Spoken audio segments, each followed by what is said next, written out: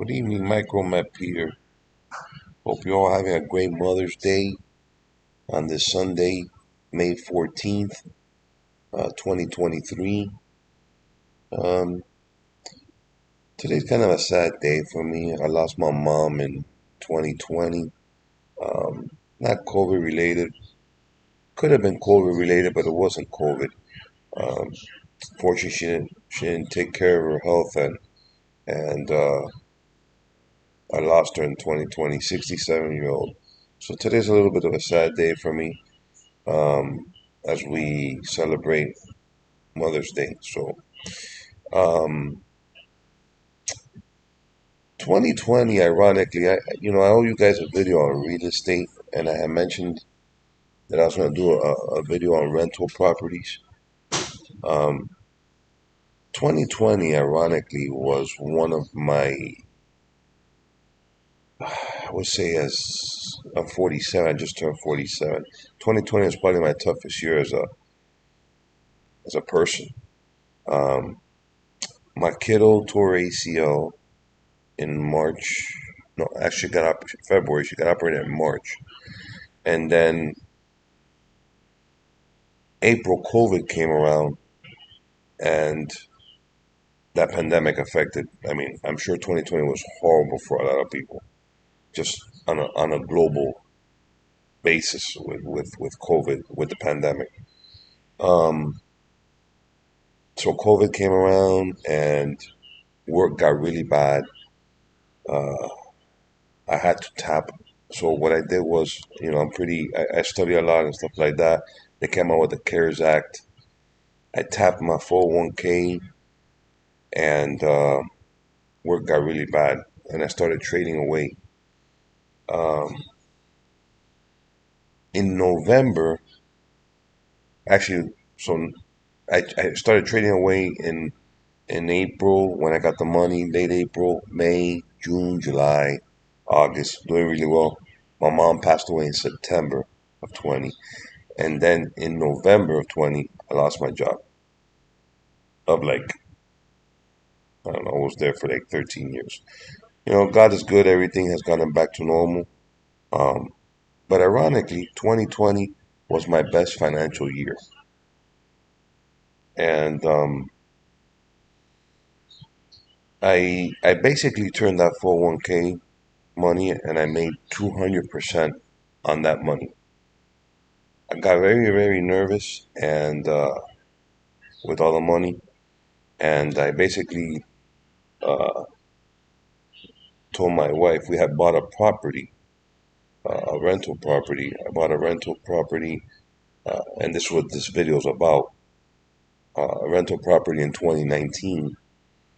I had bought a 2-2 apartment for $190,000, which I was nervous at the time.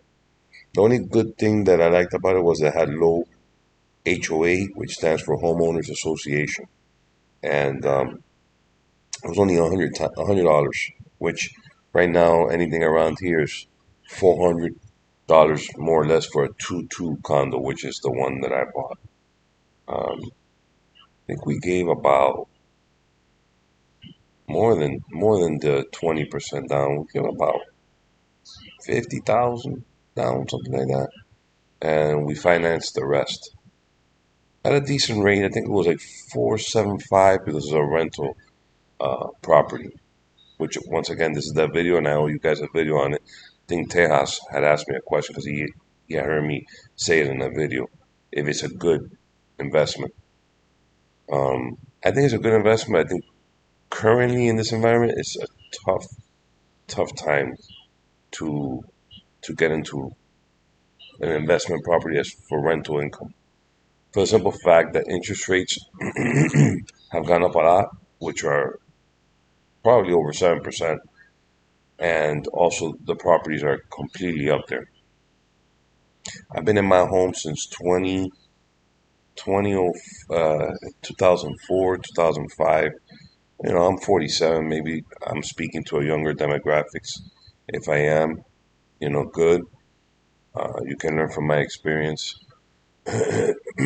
One thing's for sure is I wish I would have bought a lot more properties when I was in my 20s. That's for sure. When I bought my house in 04, 05, I think it was, the house cost 223,000 here in the heart of Miami. Um, I bought my current home with about $6,000 down, 223,000. Um, Old house, all the houses around here are old, 50 something. I had to redo the whole thing, and I did it over the years. And it's appreciated well. Can't complain. And I'll show you some of the houses here in the area, and we'll look how much the payment is. And I wanted to do this video because um, Tejas had mentioned it, and I think it's a good subject, and because it's an asset class as well. Real estate is an asset class, but real estate is an equivalent of rents. And if it doesn't make sense, you don't want to be involved in it. There's other avenues that you can invest in real estate without actually buying a property. And we could chime in on that as well. I could chime in that as well. To make a long story on the rental property, I got nervous with the 200% gain that I had made with the 401k money. And the CARES Act, how it worked is if you replenish your retirement account, the money you took out of the 401k, you don't have to pay penalty or tax on it. I read the law, and actually I had to correct my accountant, which did my taxes wrong, and I have to do a correction on it to get. I overpaid on taxes, so I got nervous. I told my wife, "Here you go, boom, let's pay off the apartment," and that's the best thing I ever did. That apartment gives me a good passive income every month, and I was nervous at 190. Now this apartment is probably $300,000.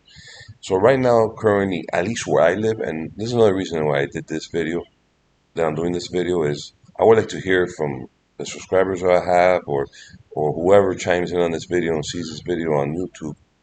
How's your market? Not like Miami, but maybe if you're in another town or Miami is completely gone bonkers. It's completely unaffordable.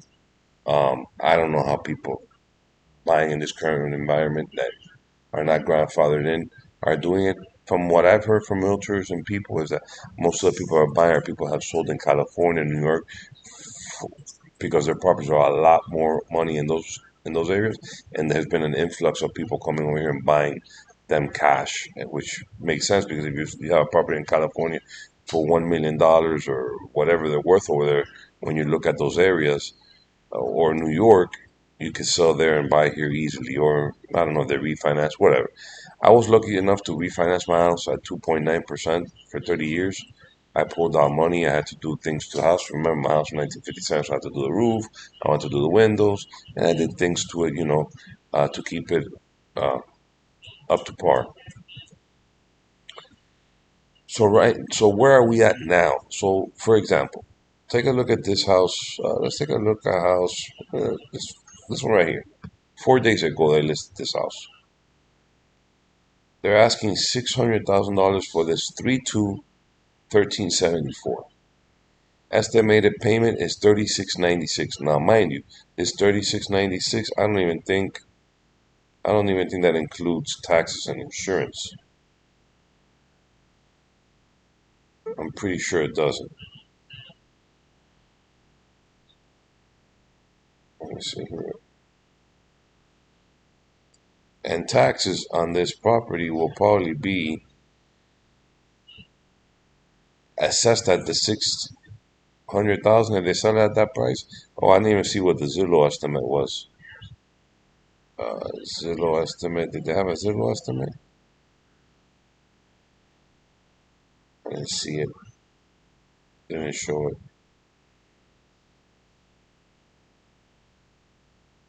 So yeah, they're saying the payment is 3,700, right?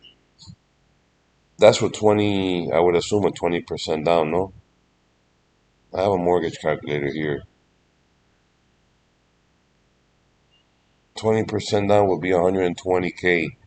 That makes it 480. So that's not even putting 20% down. That's probably doing like an FHA at 3% because the mortgage is. Let me see what they say for. Oh no, yeah. So probably yeah. So that's probably 20% down because here's 3,200. Maybe they put a better interest rate than seven. Maybe they put 7%, 79%. No. Yeah, they put 7%, so I made it 30. They put it under 7%. So right now 3,000. Property tax 420, 400 times 12, 4,800. I can guarantee you it's going to be more than that. This property you pay for $600,000, you're probably looking at probably closer to 10 grand, in my opinion. And homeowners insurance 200. No, you're not gonna pay 200 bucks on this house. My house pays in homeowners insurance 4 grand, and it's a smaller house, probably. Let me see, 4 grand. 4 grand divided by 12, $333. So this is misleading. You can easily calculate this house to be $4,000 minimum. Minimum. So, and that's what basically you can maybe rent it for. So, and remember, you're dishing out 120 grand, the 20% down. Plus whatever, this is a house built in 1948. Plus whatever you have to do to fix it. I'm just using this as an example. Look at this, what this looks like. And this is the majority of houses. You can't buy any decent house. Look at this, what it looks like. You, you can't buy a house in Miami for that's decent for 600, 650. That's well taken care of. Forget about it. Look at the inside of this dump. So just imagine. That's what you're paying for 600 grand.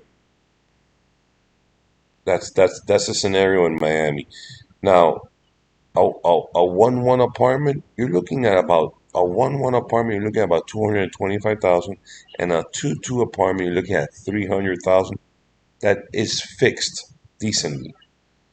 And a $300,000 apartment, if you put 20% down, 10% is 30, 20% is 60, you're gonna finance 240.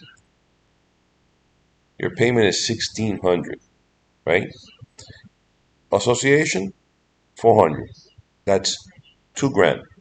Taxes, my condo pays 4 grand, which is 300 bucks. You're looking at 23, $2,400, just your payment.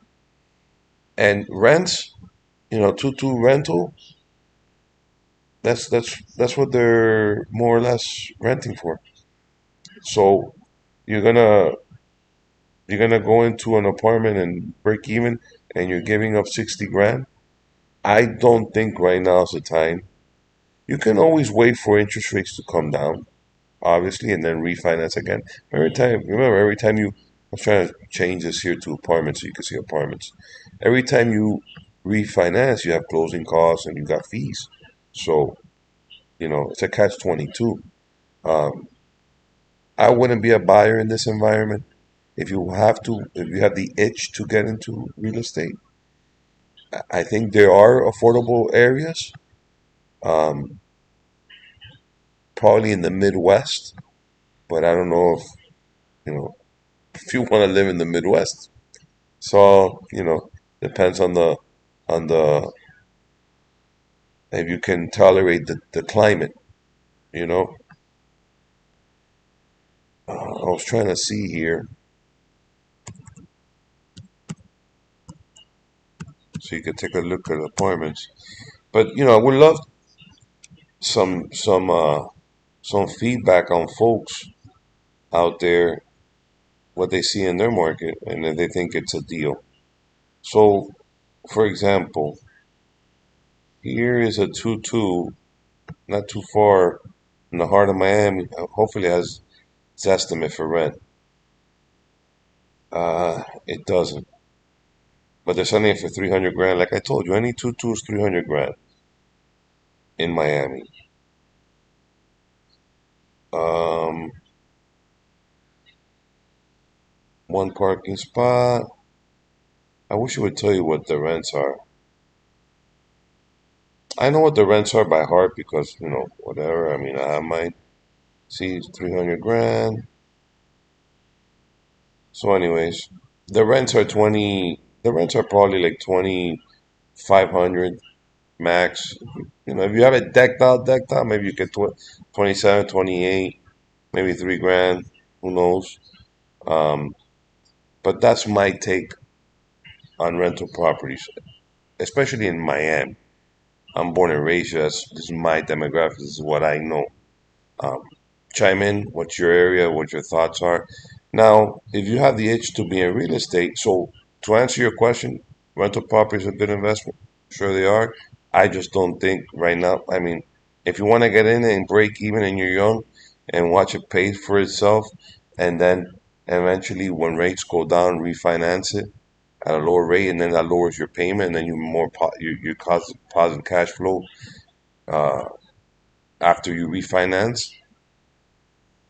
Sure, and will it appreciate? It might, you know.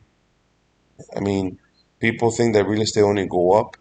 I lived the 2008 nightmare. Um, my wife got caught in a short sale that we had to do.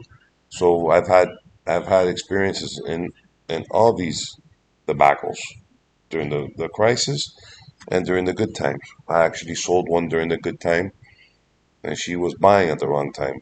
You know, unfortunately, but that's a different story.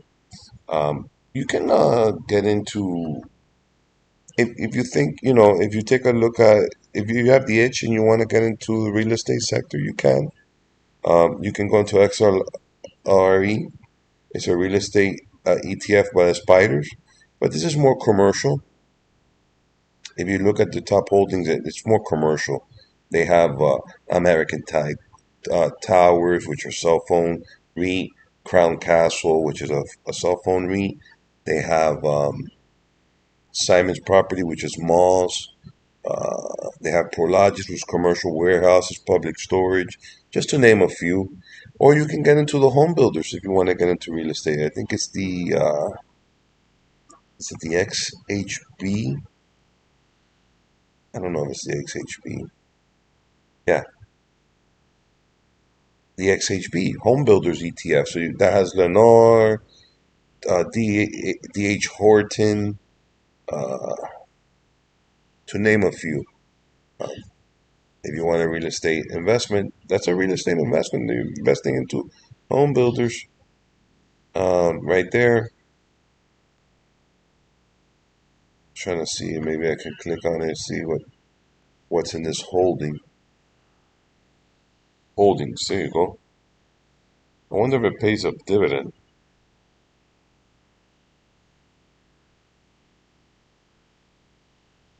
So here are the top holdings: Pulte, DI Charlton, Builders First Source, Lennar, Floor and Decor Holdings. They do Floor or Cornings, NVR, Whirlpool, Lowe's, Masco. So if you want exposure to real estate, you can go that route. I think it's much safer, and I'm sure they do pay a dividend. The yield's almost 1%. Now, mind you, this ironically, this ETF is at a 52-week high almost. So, because of the shortage of housing, so they think that that would be good for X. Uh, this one X H. What's the symbol again? XHB. And this one, the real estate, this one, real estate select one. This was paying a 3.58 dividend, but these holdings here are more um, commercial real estate. Prologis, American Tower, Equinix, Crown Castle Public Storage, Realty Income, Well Tower, Simon Property, VC Properties, and Digital Realty Trust, to name a few. So, you know, remember that also here you're getting a dividend. Here you could buy little by little. If you get a property and you finance it, and your tenants don't pay you, you have to pay.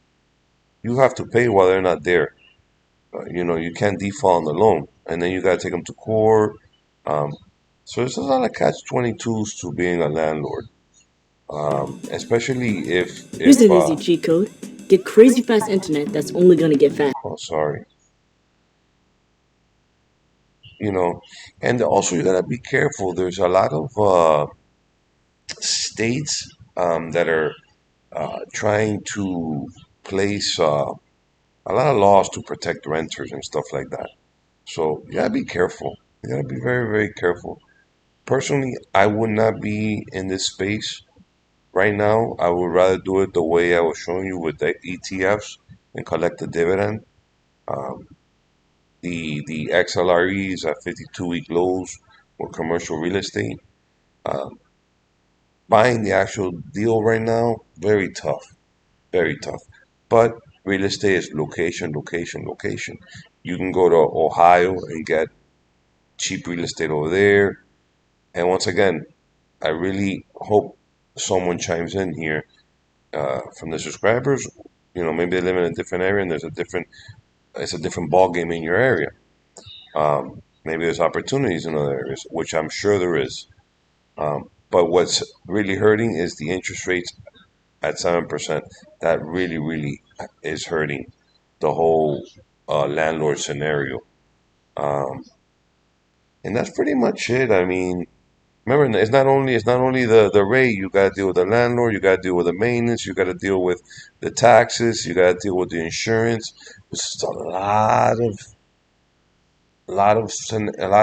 of outliers with owning a property or individually as your own and as a rental income property as a landlord.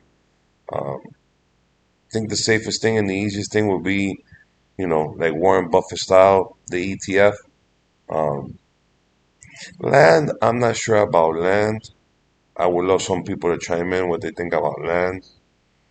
Um, I didn't even look that there was ETFs and land. I didn't even look at that. I really haven't gotten into that. I know there's WY stock called WY. I think they into wood and land. This one right here is another one that pays a pretty good dividend. It's at 2.55, and it's American Timberland Company owns 12 million acres of timberland. So you want land, you can buy these guys. Westheiser, however you say it. Anyways, I just wanted to do a quick video on the rental market and real estate. I'm no realtor or anything. I just use common sense, and common sense is that real estate is an equivalent of rent, and right now it's a tough market for that. And that's my 2 cents. Enjoy your Mother Day with your mommies, and have a great weekend. And I'll see you tomorrow. Have a good night. Bye bye.